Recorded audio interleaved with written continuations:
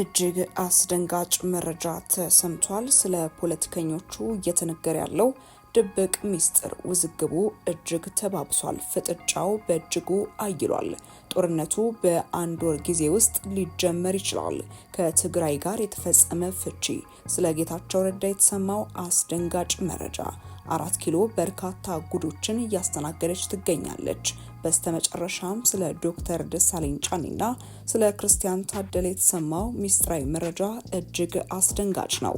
የፖለቲካው ገመድ ውስብስብ ሆኖ ተቆጣጥሯል። አስቸኳይ ማስጠንቀቂያ ለኢትዮጵያውያን በሙሉ ተሰጥቷል።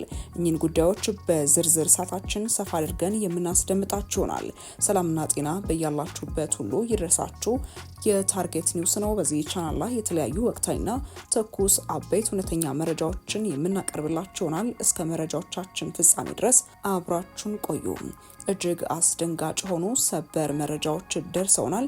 ስለ ፖለቲከኞቹ እንዲሁም ደግሞ ሌሎች ሚስጥራዊ መረጃዎችም ተሰምተዋል። ጦርነቱም በአንድ ወር ጊዜ ውስጥ ሊጀመር እንደሚችል የተገለጸ ሲሆን ለዚህም ጥብቅ ማስጠንቀቂያ ለሕዝቡ በሙሉም ተሰጥቷል። በህወሓትና በፌዴራል መንግስት መካከል በቀጣይ ወር ግጭት ሊቀሰቀስ እንደሚችል የአሜሪካው ተቋም አስጠንቅቋል። የግጭት ሁኔታዎችን የሚተነትነው ክሪቲካል ትሪትስ ባወጣው ሰፊ ሪፖርት ወታደራዊ ውጥረቱ ከመቼውም ጊዜ በላይ ማየሉን አስታውቋል። ኃይሉን ወደ ትግራይ አዋሳኝ አካባቢዎች ያስጠጋው የፌዴራል መንግስት በመጪው ወር በህወሓት ላይ ጥቃት ሊከፍት እንደሚችል ተቋሙ ጠቁሟል። ሁለቱ ኃይሎች በየፊናቸው ከፍተኛ ወታደራዊ ዝግጅት እያደረጉ መሆኑን ተቋሙ ከአንድ ሳምንት በፊት ባወጣው ሪፖርት መግለጹን የተመለከተ ሲሆን አሁን ላይ ትግራይን በሚያዋስኑ አፋርና አማራ አካባቢዎች ጦር አስጠግተው የተፋጠጡት የፌዴራልና የህወሓት ኃይሎች ወደ ግጭት የመግባታቸው ነገር አይቀሬ መሆኑን ተቋሙ አመላክቷል። የመጨረሻ ምዕራፍ ላይ የደረሰው ውጥረት ከፈነዳ በቀጥታም ይሁን በተዘዋዋሪ በኢትዮጵያና በኤርትራ መካከል ጦርነት እንደሚቀሰቀስም ተቋሙ አስጠንቅቋል። ሁለቱ ሀገራት በድንበር አካባቢዎች ከፍተኛ ወታደራዊ ዝግጅት እያደረጉ መሆኑን የሚጠቅሰው ሪፖርቱ የኤርትራን ጦር ጨምሮ ዋናው የጦርነት ዝግጅት እየተደረገ ያለው በሰሜን ኢትዮጵያ እንደሆነም አስታውቋል። በዋናነትም በትግራይ አማራና አፋር ክልሎች አዋሳኝ ሲሆን የኤርትራ ጦር ትግራይ ክልል ገብቶ ከህወሓት ታጣቂዎች ጋር በጋራ እየተንቀሳቀሰ እንደሆነም ሪፖርቱ አመላክቷል። የኤርትራ ወታደሮች ከአዲግራት እስከ ተምኒን ድረስ ዘልቀው መግባታቸውን የዓይን እማኞችን ጠቅሶ የመረጃ ምንጫችን ገልጿል። በኢትዮ ኤርትራ መካከል ጦርነቱ ከተቀሰቀሰ እንደ ሳውዲ አረቢያ፣ የተባበሩት አረብ ኤምሬትስ ያሉ የባህረ ሰላጤው ሀገራት እንደሚገቡበት ተቋሙ በሪፖርቱ አስጠንቅቋል። ይህም ጉዳይ በስፋት ለረጅም ወራትም ሲነገር እየቆየ ነው። አሁን ላይ እውን እንደሚሆንም በስፋት እየተነገረ ነው። እንዲሁም ከኢትዮጵያ ጋር ውጥረት ውስጥ የምትገባው ግብጽና በቀጠናው ያንዣበበች የምትገኘው እስራኤል እጃቸውን ማስገባታቸው አይቀሬ መሆኑን ተመላክቷል። 11ኛ ሰዓት ላይ የደረሰውን ውጥረት ማስቀረት ካልተቻለ እስራኤልና አረብ ኤምሬትስ ከኢትዮጵያ ጎን ሲሰለፉ፣ በአንጻሩ ሳውዲና ግብጽ ከኤርትራ ጎን ሊሰለፉ እንደሚችል ትንበያውንም አስቀምጧል። እነዚሁ ሀገራት በሱዳን ጦርነት ውስጥ እጃቸውን ያስገቡ መሆናቸው ደግሞ ስጋቱን ይበልጥ ከፍ አድርጎታል። የሱዳኑ ጦርነት በተለይም ከቅርብ ጊዜ ወዲህ ከኢትዮጵያ ጋር እየተቆራኘ መጥቷልም ብለዋል። ወደ ቀጣይ ጉዳያችን ስናመራ ከትግራይ ጋር ፍቺ ፈጽመናል ሲሉ ኮሎኔል ደመቀ ያልተጠበቀና ጥብቅ መረጃን አጋርተዋል። ኮሎኔሉ ያጋሩት መረጃ እጅግ አስደንጋጭ ነው። ስለ ጌታቸው ረዳ ኮሎኔል ደመቀ ያጋሩት መረጃ እውነት ይሆን? መረጃው በርካቶችም እንዲነጋገሩበትም አድርጓል። አንሸወድም፣ ከትግራይ ጋር ፍቺ ፈጽመናል ሲሉ ኮሎኔል ደመቀ ዘውዱ ተናግረዋል።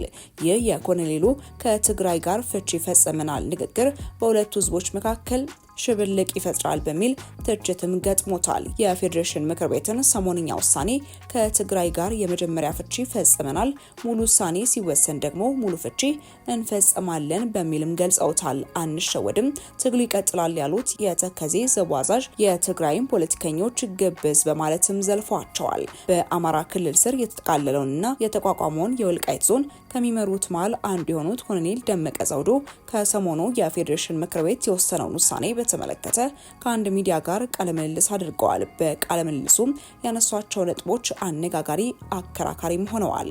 ምርጫ ቦርድና የፌዴሬሽን ምክር ቤት የወልቃይት ጠገዴ ማህበረሰብ ከትግራይ ክልል ተለይቶ በራሱ ምርጫውን እንዲያካሄድና የህዝብ ተወካዮች እንዲኖሩት የሰጡትን አቅጣጫ እጅግ መልካም ጅምርና ፍትሃዊ ሲሉም ገልጸውታል። ኮሎኔሉ በወቅታዊ ጉዳዮች ላይ ከሚዲያው ጋር በነበራቸው ቆይታ የመምረጥና የመመረጥ መብት ህገ መንግስታዊ በመሆኑ ሊገደብ እንደማይገባውም ተናግረዋል። በዘንድሮ ምርጫ የወልቃይት ህዝብ ከትግራይ ክልል ነጻ ሆኖ መሳተፉን የመጀመሪያ ፍቺ ነው ሲሉ የገለጹት ኮሎኔሉ ዘላቂውና ሙሉ ጥያቄያቸው ምላሽ የሚያገኘው ከምርጫ በኋላ በሚካሄድ የህዝብ ውሳኔ እንደሆነና ወሳኙ እርምጃም ወደ አማራ ክልል ምክር ቤት ሲቀላቀሉ መሆኑንም አብራርተዋል። በምክር ቤት ውሳኔ መሰረት ከትግራይ ጋር የመጀመሪያ ፍቺ ነው የፈጸምነው። ሙሉ ፍቺ የሚሆነው የንብረትና ሌሎች ጉዳዮች ሲፈቱ ነው። ግባችን በአማራ ክልል ምክር ቤት ውስጥ መሳተፍ ነው ሲሉም ገልጸዋል። ይህ የኮሎኔሉ ከትግራይ ጋር ፍቺ ፈጽመናል ንግግር በብዙ እየተተቸም ይገኛል። በአማራና ትግራይ ማህበረሰብ አብሮነት ላይ እንቅፋት ሊሆን ይችላል በሚልም ወቀሳም ተሰንዝሮበታል። ፍቺው ሙሉ መሆን አለበት የሚሉ ኮሎኔሉ ግን የምርጫ ቦርድንና የፌዴሬሽን ምክር ቤትን መግለጫ ተከትሎ የትግራይ ሊቃን የሚያሰሙትን ቅሬታ አጥብቀው ሲነቅፉም ተደምጠዋል። ህወሓት ራሱ ከህገ መንግስት ውጪ ምርጫ እያካሄደ ሌላው ህጋዊ መብቱን ሲጠብቅ ህግ ተጣሰ ማለቱ ግብዝነት ነው በማለትም አክለዋል። በተጨማሪም አካባቢውን ማን ያስተዳድረውና ምርጫው በማን ስር ይካሄድ በሚለው ጉዳይ ላይ የፕሪቶሪያው ስምምነት አካባቢውን አከራካሪ በማለትም የፌዴራል መንግስት እንዲያስተዳድረው የህወሓት ተወካዮች በፍርሚያቸው ማረጋገጣቸውንም አስታውሰዋል።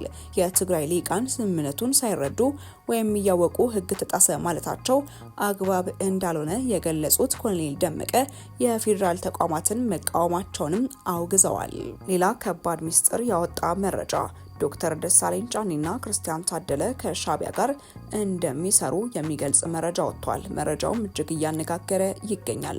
እናንተ ስለዚህ ጉዳይ ምን ትላላችሁ? ከመረጃው በኋላ ሀሳባችሁን ኮሜንት መስጫ ላይ ጻፉልን።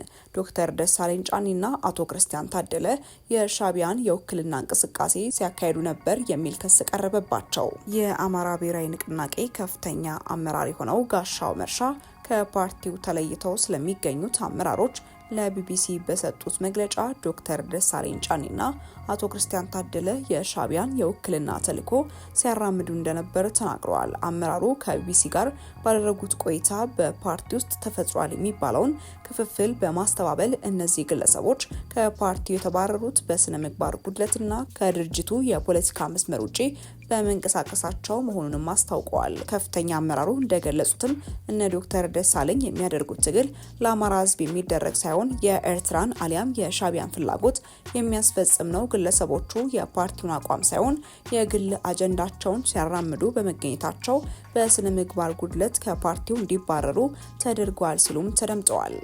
በፓርቲ ውስጥ የነበረው ልዩነት በመንግስት ስልጣን መያዝ ላይ ብቻ ሳይሆን መንግስት በኃይል መገልበጥ አለብን በሚሉና ሰላማዊ ትግል ብቻ ነው አዋጩ በሚሉ ኃይሎች መካከል የተፈጠረ መሰረታዊ የሀሳብ ልዩነት ነው ሲሉም ገልጸዋል። ትግሉ ተሽጧል የሚሉ አካላት በጓሮ በኩል ግን ከእነርሱ የተሻለ እኛ እናገለግላለን፣ እኛን ሹሙን በማለት ለመንግስት ደብዳቤ ሲያስገቡ የነበሩ ናቸው ሲሉም የበለጸገው ጋሻው ወርፈዋል። የበለጸገው ጋሻው በመጨረሻም ግለሰቦቹ በሚዲያ ስለጮሁ ብቻ በፓርቲው ላይ የሚያመጡት ተጽዕኖ እንደሌለና የአማራ ብሔራዊ ንቅናቄ ከግለሰቦች መለዋወጥ በላይ ጠንካራ መሆኑን ነው የተናገሩት። ይህም ንግግር በርካቶችን እያነጋገረ ይገኛል። በተጨማሪ አንድ መረጃ እናጋራችሁ። ከሰሞኑ እጅግ እያወዛገበ የሚገኘው የትግራይና የአማራ ክልል የወሰን ጉዳይን በተመለከተ የተላለፈውን የምርጫ ቦርድ ውሳኔ በተመለከተ አዲስ መረጃም ተሰምቷል። ከቀናት በፊት የፌዴሬሽን ምክር ቤት እንደ ወልቃይት፣ ጠለምትና ራያ ባሉ አከራካሪ ቦታዎች ላይ ውሳኔ ማሳለፉ ይታወሳል። ይህን ውሳኔ ተከትሎ ጌታቸው ረዳ የሚመሩት ስምረት ፓርቲ ጉዳዩን ወደ ፍርድ ቤት ወስዶታል። ፍርድ ቤቱም የመጨረሻ ውሳኔ እስከሚሰጥ የፌዴሬሽን ምክር ቤት ውሳኔ ለጊዜው እንዲታገድ ውሳኔ አሳልፏል። ውድ ተመልካቾቻችን ለእሳቱ የነበረን መረጃ ይህንን ይመስል ነበር። አብራችሁን ስለነበራችሁ እጅግ አድርገን እናመሰግናለን። በቀጣይ እስክንገናኝ ድረስ መልካም ቆይታ